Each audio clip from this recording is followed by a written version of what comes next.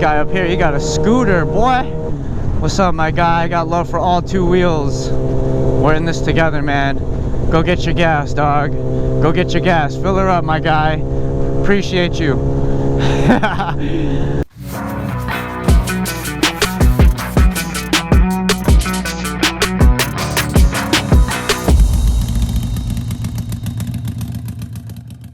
Yo, what's up, guys? It's Iron J Moto, and man, I feel like I just opened all of my vlogs talking about the weather. But I'm from the Midwest, so our weather is all over the place all the time. And this entire week, we're like high 60s, low 70s. So what better way than to hop on the R6 and enjoy this beast for a little bit too. But you know, it's still like early morning, so the weather's probably like low 60s right now, so it's still a little bit cool. And then of course by the time I get out of work, it's about cold as well.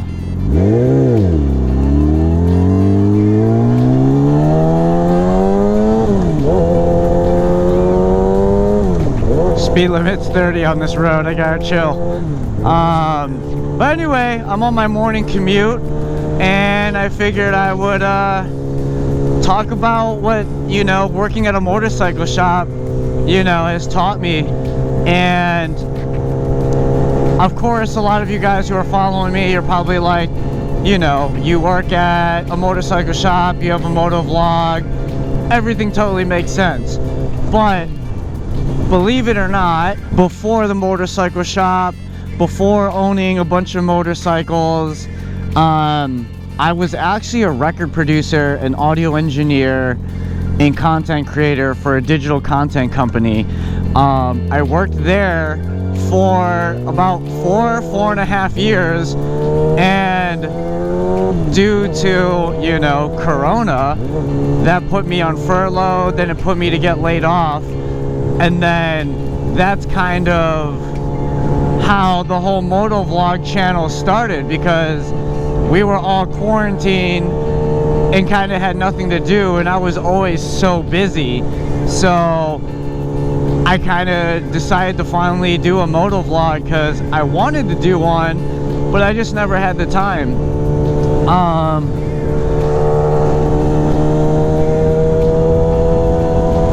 And so now, you know, here we are, have started my moto vlog channel. You guys have been following me.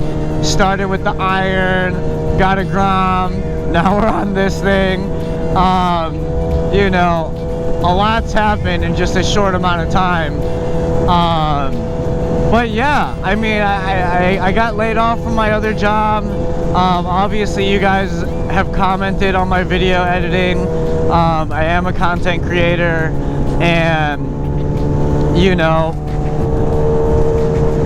I didn't have a job, so I saw that my friend Mike Taylor, who owns the toy shop and moto lounge, was looking for a service manager, and so I hit him up, and you know, shockingly, he gave me the opportunity, which shout out to you, Mike Taylor, appreciate you a lot.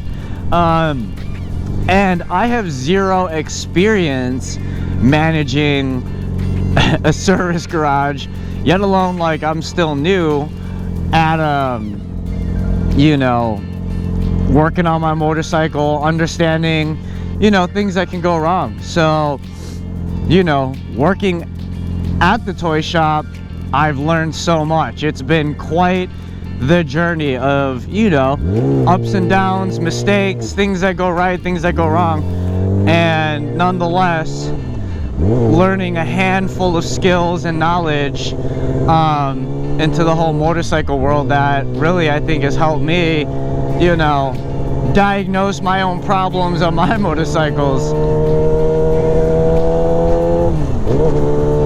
Ooh, look at this guy up here, he got a scooter, boy.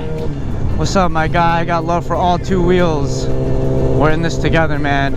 Go get your gas, dog. Go get your gas. Fill her up, my guy. Appreciate you.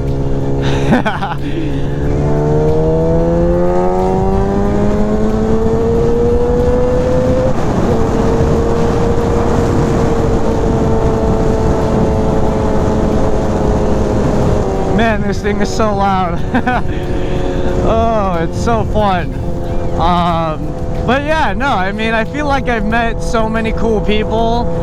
Working at the toy shop is definitely known, you know, here locally up in the Midwest in Illinois. So, you know, I've met cool people, I've joined other group rides, and, you know, people have known me because I've worked there, and, you know, or vice versa. Like, I know a lot of people because I've seen them around the shop. But definitely, you know, it's taught me, most importantly, it's taught me I'm financially irresponsible buying a bunch of motorcycles and gear. Woo. Just kidding, kinda, sorta, maybe. But yeah, no, I mean, working in a service garage, I work with some of the, like, two of the coolest mechanics, and you know, one of them is a Harley tech, one of them specializes in sport bikes, so it's kind of win-win for me because I own both, and anytime I have any problems I can just ask them. But watching them diagnose other people's bikes has really made me, you know, understand kind of the mechanisms and sounds to hear and what they potentially can be.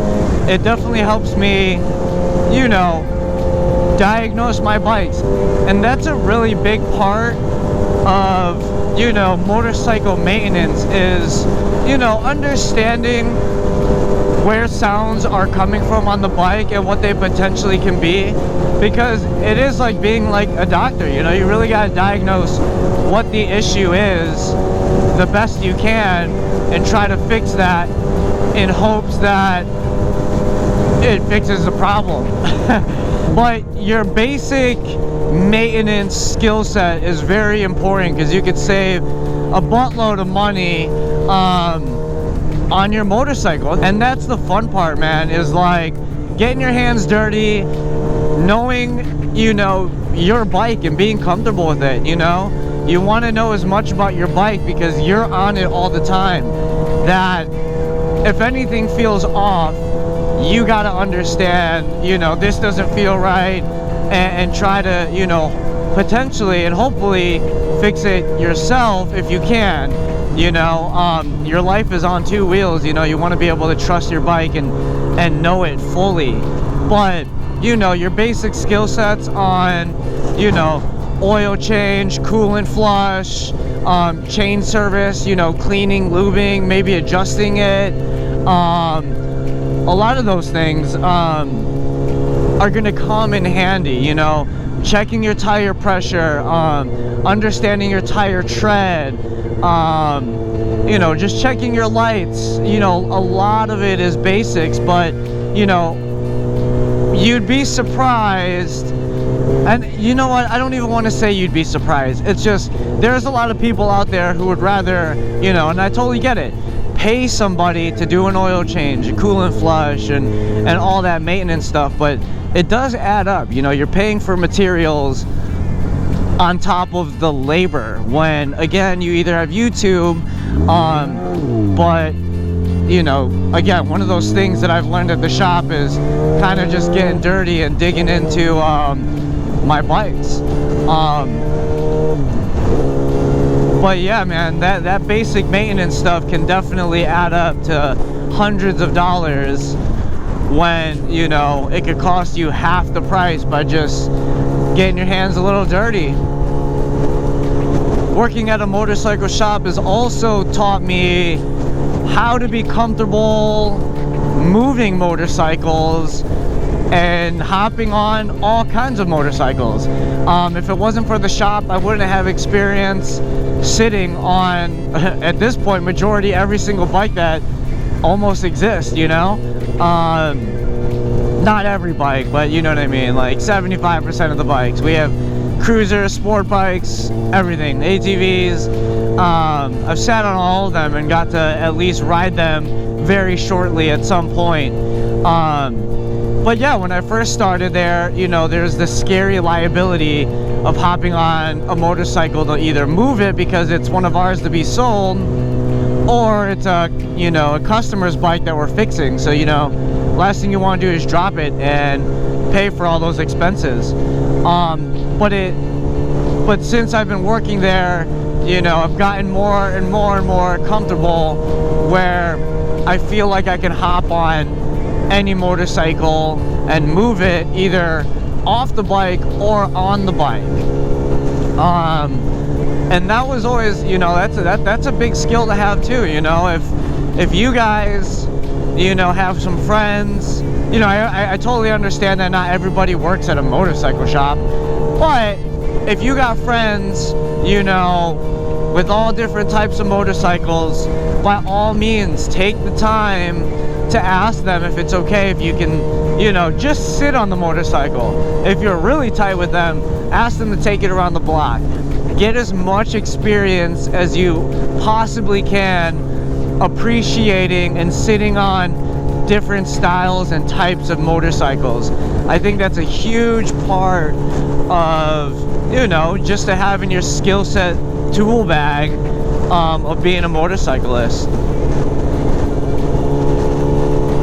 Working there has also exposed me to, you know, all the different types of gear. We have a full inventory and shop of motorcycle gear, from gloves, jackets, helmets, just everything.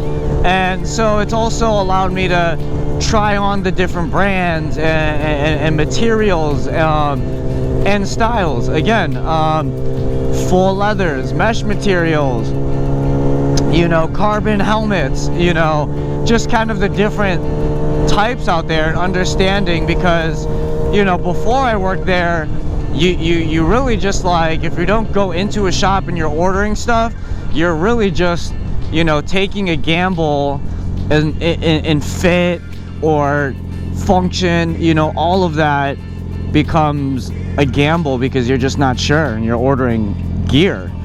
And if it doesn't fit, then you have to go through all that, you know, pain of returning it.